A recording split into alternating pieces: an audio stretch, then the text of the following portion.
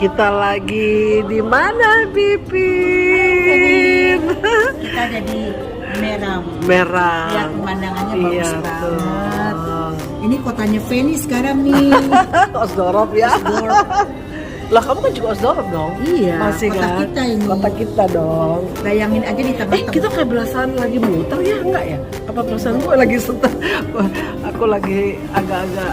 Aduh, bagus banget tuh. Nah, ini apakah habis buat kita ini? Coba cuil-cuil ya. Turkish rice taco jadinya. Iya, biasanya itu apa buffet.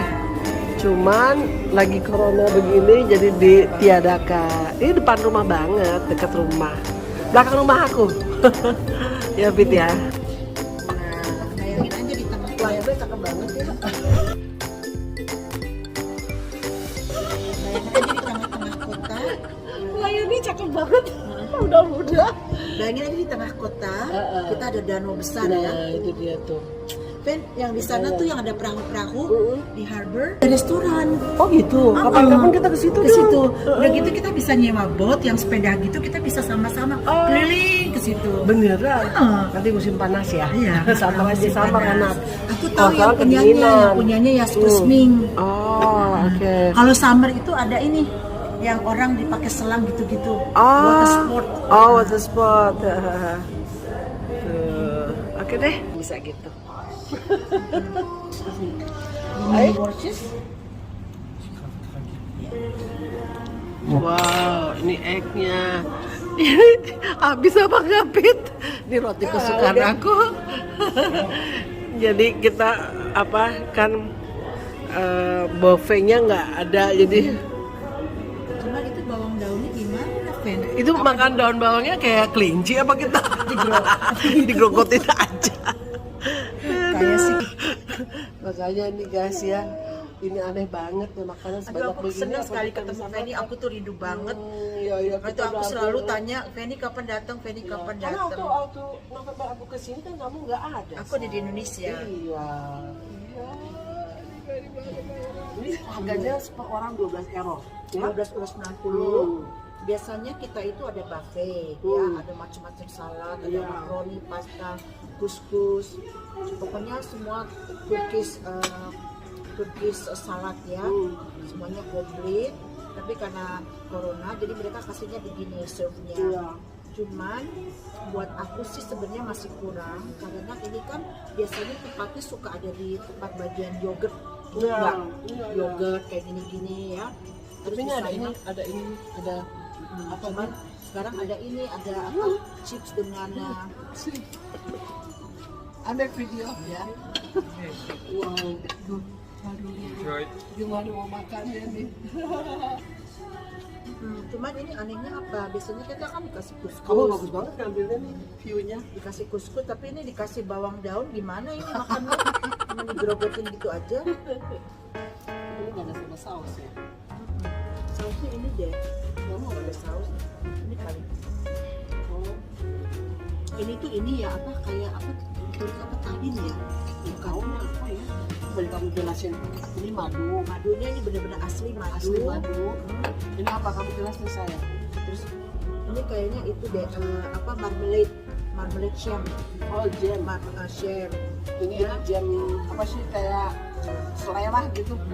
Ini sebenarnya ini dikasih apa buah-buah kering kayak gini, kayak aprikosen, persik ya, sama kismis ini rosen. Sebenarnya harus ada yogurtnya. Iya. Kan waktu itu kan kita kalau makan di sini kan ada yogurt, kita ngambil sendiri. Ada sop ya. Terus udah gitu, Ini isinya keju. sama keju. Ini juga nggak tahu apa ini, aku nggak pernah makan. Kalau di buffet juga nggak pernah ada. Kalau buat aku sih 12,90 termasuk mahal karena dibilang nggak ada apa-apanya gitu, nggak ada saladnya, nggak ada kuskusnya. Nggak apa-apa lah, Tip. Ini enak banget nih. Masih anget saya. Masih sekat. Aku juga memang masih aman semua. Cuman biasanya suka ada ini sausage yang kecil-kecil gitu. Harusnya ada gitu. Ini biasanya pakai apa ini? Kalau roti itu roti apa sih namanya, Roti Turki. Iya. Roti Turki. Ini pakai apa dong? Cheese kayaknya ya. Ini cheese, ini cream cheese ini nih. Oh, Cream cheese. bukannya pakai selai. Terus udah gitu biasanya suka ada ini chicken sausage yang kecil-kecil ya. Terus ada apa yang itu potato wedges itu loh. Yang kentang goreng itu. Apa ini dikasihnya chips.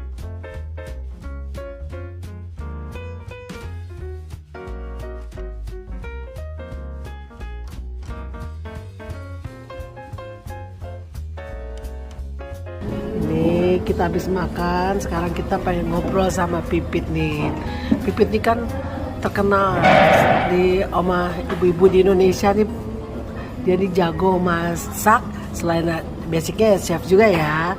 Terus tapi dia pintar ngajar nih. Apa sih, kenapa sih basicnya jadi bisa ngajar gitu tuh? Basicnya tuh dari mana sih? Dulu lagi kecil, lagi umur 5 tahun ya. Aku tuh cita-cita ingin jadi guru atau jadi lawyer ya. Tapi lawyer itu nggak terkabul karena kan pendidikan aku juga cuma hanya SD di Indonesia. Terus waktu kecil itu kan aku diasuh sama nenek ya dari papa ya. Itu tiap hari itu kalau pulang sekolah lemari nenekku tuh dicoret-coret sampai putih tuh. Tadinya pintu itu dari kayu jati sampai semua putih ya. Terus udah gitu kan ada mainnya tuh di kamar nenek gitu, kamar nenek sama kamar aku jadi satu. Jadi ranjang itu dianggap sama aku murid-murid gitu. Jadi memang udah dari sononya udah kelihatan bakat mengajar ya. Makanya sekarang jadi senangnya mau ngajar aja ya. Aku seneng. Ini udah diundang kemana aja kamu udah ngajar nih? Aku udah ke SMK Hasanuddin di Indramayu. Itu di kampung banget ya, kalau ngajar aduh sampai kepanasan, sampai keringetan. Udah gitu dapurnya merana juga sebenarnya ya, nggak Masya Allah, sosialnya ada tinggi peralatan. banget. Tapi sekarang dengan bantuan dari sana, bantuan dari Belanda 14 tahun, ada dapur, ada peralatan segala macam, ada kitchen factory-nya. Jadi semuanya tuh uang apa semuanya dari Belanda ya? Enggak, Belanda tidak memberikan uang, tapi sebagian dana juga ya. Tapi sebagian mereka harus ngebangun, mengirimkan kamu gitu ke sana sama tim. Aku langsung ke sekolah. Jadi lewat PUM Nederland ya. PUM Nederland itu yang membantu 14 tahun di kampung itu, di desa itu, dan juga kerjasama dengan Pertamina ya, Pertamina. Terus udah gitu aku udah ke SMK di Sidoarjo ya. SMK Malang, sekarang SMK Malang dapat kontrak 5 tahun, MOU-nya. Terus udah gitu SMK Kediri juga dapat. Iya. Terus kemarin ditelepon sama Pak Johnson itu dari Kupang. Dia punya 23 sekolah itu dari SD, SMP, SMA sama universitas. Nah, mereka minta kalau aku bisa ngajar di situ, dan juga mereka minta aku supaya anak-anak bisa kerja atau sekolah di Belanda.